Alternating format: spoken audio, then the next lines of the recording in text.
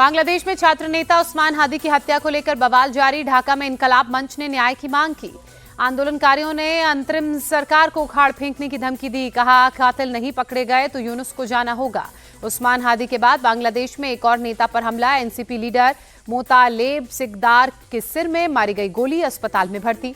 ढाका में हिंदू समुदाय के लोगों ने ह्यूमन चेन बनाकर प्रोटेस्ट किया। चटगांव, खुलना और मेमनसिंह जिले में प्रदर्शन हुआ। हिंदुओं के ऊपर हो रहे अत्याचार को रोकने की मांग की।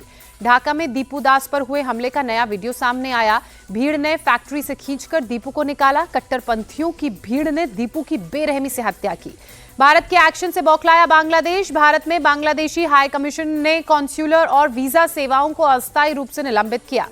बांग्लादेश के सबसे बड़े झूठ की पोल खुली। भारत ने सबूतों से बेनकाब किया। दिल्ली में बांग्लादेश हाई कमीशन के सामने चंद लड़कों ने किया था प्रोटेस्ट। शांतिपूर्ण प्रदर्शन को लेकर बांग्लादेश कर रहा था प्रोपेगेंडा। बांग्लादेश में हिंदुओं पर हो रहे अत्याचार के विरोध में वीएचपी बजरंग दल आज देश में कई जगहों पर करेगा प्रदर्शन। दिल्ली, मुंबई, भोपाल और कोटा में होगा प्रदर्शन। बांग्लादेश में हिंदुओं पर हो रहे अत्याचार के विरोध में नागपुर में विश्व हिंदू परिषद और बजरंग दल का विरोध प्रदर्शन। आग के हवाले किया बांग्लादेश का झंडा। कांग्रेस सांसद दिग्विजय सिंह ने कहा, बांग्लादेश में जब से आंदोलन होकर सरकार बदली, वहां वो सारे तत्व हैं जो धार्मिक उन्माद फैलाकर राजनीति करते हैं। कांग्रेस नेता राहुल गांधी ने बर्लिन में मोदी सरकार और बीजेपी पर साधा निशाना। कहा, संविधान को खत्म करने की कोशिश कर रही बीजेपी। राहुल ने अपने संबोधन में कहा, बीजेपी देश की संस्थाओं पर कब्जा कर उनका इस्तेमाल अपने राजनीतिक हितों के लिए कर रही है। इसको लेकर विपक्ष लड़ रहा है लड़ाई। बीजेपी के कार्यकारी अध्यक्ष नितिन नवीन का आज पटना में होगा स्वागत। सम्मान में जनसभा का आयोजन। हिजाब विवाद के बीच दिल्ली में मोदी शाह से मिले नीतीश कुमार। पीएम से 30 मिनट तक बातचीत हुई। मंत्रिमंडल विस्तार और पॉलिसीज के फाइनेंशियल इशू पर चर्चा। यूपी विधानसभा में आज सपा के विधायक फिर कर सकते हैं हंगामा। कोडीन युक्त कफ सिरप को लेकर सीएम योगी के भाषण के दौरान कर सकते हैं हंगामा। विधानसभा के शीत सत्र में कोडीन कांड पर विपक्ष का बवाल। योगी ने कहा, आरोपियों को लाइसेंस दिलवाने वाले कर रहे हंगामा।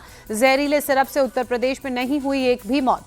योगी ने कहा, हमारी सरकार ने मास्टरमाइंड को दबोचा, पूरे नेक्सस को खत्म करने में लगे, जरूरत पड़ी तो बुलडोजर एक्शन भी होगा। डेप्यूटी सीएम केशव प्रसाद मौर्य का विपक्ष पर हमला। कहा, वो राष्ट्रीय बीमारी से ग्रसित हैं। सपा के लोगों का वंदे मातरम बोलना बीजेपी की बड़ी जीत। विधानसभा में योगी के नमूने वाले बयान पर अखिलेश का पलटवार। कहा, अपने संगठन की भड़ास दूसरों पर निकाल रहे हैं। सिरप मामले पर नाम लिए बगैर अखिलेश ने योगी पर तंज कसा। ट्वीट कर लिखा, जो कोविड से बचे अब कोडीन से डरे। एटा में नकली कफ सिरप नेटवर्क का भंडाफोड़। पुलिस ने तंबाकू गोदाम से 4 आरोपियों को पकड़ा। भारी मात्रा में जहरीली खेप जब्त की। टीएमसी से निलंबित विधायक हुमायूं कबीर ने बनाई नई पार्टी, जनता यूनियन पार्टी नाम रखा। बंगाल में एसआईआर को लेकर सीएम ममता बनर्जी का दावा। कहा, 1.5 करोड़ से ज्यादा वोट काटने की तैयारी में बीजेपी। 50 बाइक्स पर बिहार में आए लोग। टीएमसी सांसद शत्रुघ्न सिन्हा ने निलंबित टीएमसी विधायक हुमायूं कबीर द्वारा नई पार्टी के गठन पर कहा, मुझे नहीं लगता कि इससे कोई विशेष फर्क पड़ेगा। मुंबई में शिंदे गुट के नेता राहुल शिवाले की पत्नी कामिनी शिवाले पर वार्ड में मतदाताओं को साड़ी बांटने का आरोप। ठाकरे गुट ने आदर्श आचार संहिता के उल्लंघन का आरोप लगाया। गोवा जिला पंचायत चुनाव में बीजेपी की बड़ी जीत, 30 सीटों पर जीत की हासिल। कांग्रेस सिर्फ 8 सीटों पर सिमटी। जम्मू कश्मीर के अवंतीपोरा में आतंकियों का सहयोगी गिरफ्तार। हथियार और गोला बारूद हुआ बरामद। राजधानी दिल्ली में प्रदूषण का कहर। ओवरऑल AQI 400 के पार पहुंचा। कोहरे की चादर में राष्ट्रपति भवन छिपा। यूपी के आगरा में ठंड और कोहरे का डबल अटैक। शहर में घना कोहरा, विजिबिलिटी लो। धुंध की चादर में ताजमहल छिपा। लखनऊ में शीतलहर का कहर। घना कोहरा छाने की वजह से विजिबिलिटी लो हुई। गाड़ियों की रफ्तार भी धीमी हुई। हरियाणा के भिवानी में सर्दी का प्रकोप। घना कोहरे की वजह से विजिबिलिटी कम होने से लोगों का जनजीवन प्रभावित। जम्मू कश्मीर के गुलमर्ग में बर्फबारी। बर्फ का मजा लेने पहुंच रहे पर्यटकों के खिल उठे चेहरे। पंजाब के पटियाला में पूर्व आईजी अमर सिंह चहल ने खुद को मारी गोली। गंभीर हालत में अस्पताल में भर्ती। पुलिस ने मौके से 12 पन्नों का सुसाइड नोट बरामद किया। सुसाइड नोट में 8 करोड़ 10 लाख की साइबर ठगी की बात सामने आई। यूपी के संभल में दिल दहला देने वाला हत्याकांड। पत्नी ने अपने 2 बॉयफ्रेंड्स के साथ मिलकर पति की बेरहमी से हत्या की। मृतक के धड़ और कटे हुए हाथ को घर से 800 मीटर दूर नाले में फेंका। सिर को रामघाट पर गंगा नदी में बहा दिया। मुंबई में बुर्का पहनकर घूम रहे शख्स की लोगों ने पिटाई की। बच्चा चुराने की फिराक में था तौसीफ। पुलिस ने अपने कब्जे में लिया।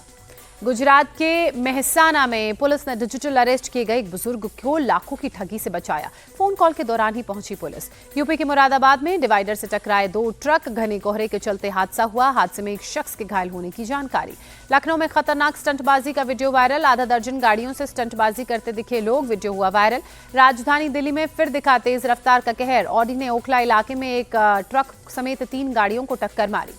मध्य प्रदेश के छतरपुर में हाईवे पर बाइक से स्टंट करते वीडियो वायरल। पुलिस के मुताबिक सोशल मीडिया इन्फ्लुएंसर आरती साहू के खिलाफ कार्रवाई की जाएगी।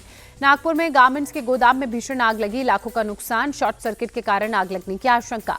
जम्मू कश्मीर के कुपवाड़ा में भीषण आग, चपेट में आने से 2 घर जलकर खाक। सूरत में फर्नीचर गोदाम में आग, धू-धू कर उठी लपटें। आसपास के इलाकों में हड़कंप मचा। उत्तर प्रदेश के हापुड़ में सब्जी मंडी के पास 3 दुकानों में आग लगी। दमकल की टीम ने समय रहते आग फैलने से रोकी। मध्य प्रदेश की सिवनी में बाघिन को किया गया एयरलिफ्ट। हेलीकॉप्टर से राजस्थान के Ramgarh Vishdhari tiger reserve shift किया गया।